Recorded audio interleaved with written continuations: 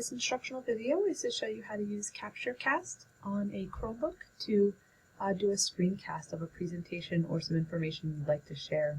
So the first thing you need to do is get CaptureCast. So if you go to the web store and type in CaptureCast, it's an extension for Chrome. So you can go ahead and click on Add to Chrome for CaptureCast, and then you'll see a little circle icon appear next to your Omni bar in the top right.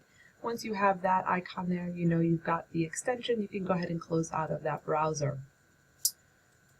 So once your presentation is all done and created and you're ready, maybe you've practiced your presentation a few times and you have your notes, you can go ahead and record.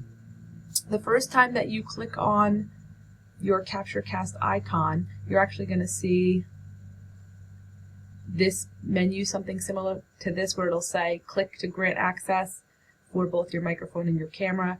You can go ahead and when you click on one, it'll ask you for permission. So go ahead and click, at least for audio. If you're not going to use the webcam feature, you don't have to request access for that. But you can see, at least for this presentation, for example, I'm going to permit the audio version of it. And then once you're done and you've given permission, they're defaulted to turn off.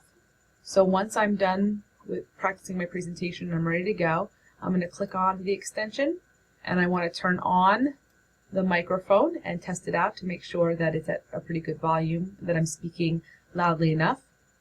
If I wanted the camera, I could click on here and integrate my web camera, but I'm not going to for the purpose of this presentation. And then the other thing is I want to actually turn my screen on so that the user of the video can see my screen. So you're going to click where it has the monitor button and go ahead and click desktop, and then it's going to say that share the entire screen, and you would click share. Once you do that, it's all ready to go, and then you would just hit record when you wanted to record. Now you would go through your presentation.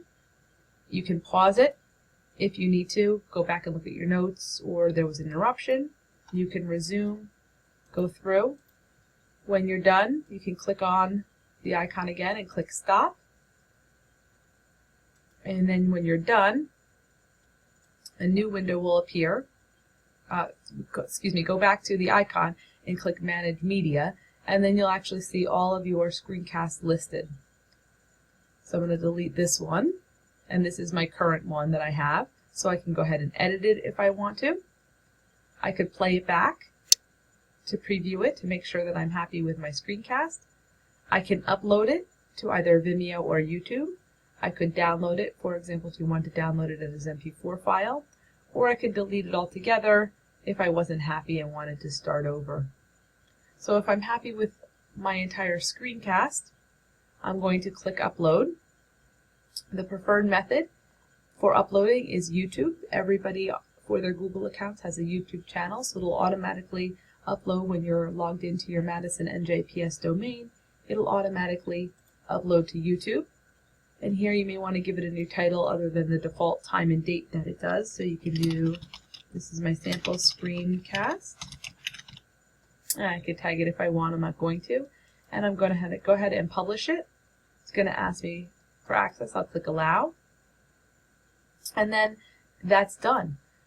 So if I want to find my YouTube, what'll happen is you'll get an email confirmation. So if you go down to the instructions, you'll actually get a YouTube confirmation. So here's an example of one that I made. It gives me congratulations, your video is now on YouTube. And then what happens is you can go to your YouTube channel by clicking on a new tab. Go ahead and click on the Google Apps icon and go to YouTube. When you go to YouTube, go ahead and click on My Channel. And then once, again, it's uploaded here, it's still uploading, so it doesn't have the full screen yet. But you would go ahead and click on it. And then you see a couple of icons right below the video. So if you click on the pencil icon, that's Info and Settings, you can change the settings of your video. I would suggest making it unlisted. If it's public, that means anybody on the web can search and find access to your video. For the purposes of any in-class assignments, I would suggest making it unlisted. You could even make it private on the Madison domain, but it just may be easier if you're handing it in to your teacher to make it unlisted.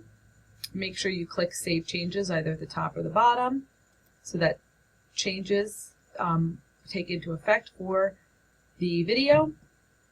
And then also you'll see here that the video makes your URL. If you click on it and go ahead and copy it, you now have access to your video that you can upload to Google Classroom or email into a teacher to hand in or share it with other people. So that's how you use CaptureCast to make a video. I would suggest making them rather short. You don't want to make them too long. In addition, practicing your presentation a couple of times to get it right. And lastly, to make sure you're doing it in a quiet spot with very little disruptions, keeping the door closed or putting a sign up on the door that says screencast in progress, just so that you don't get the interruptions and have to do a couple of takes.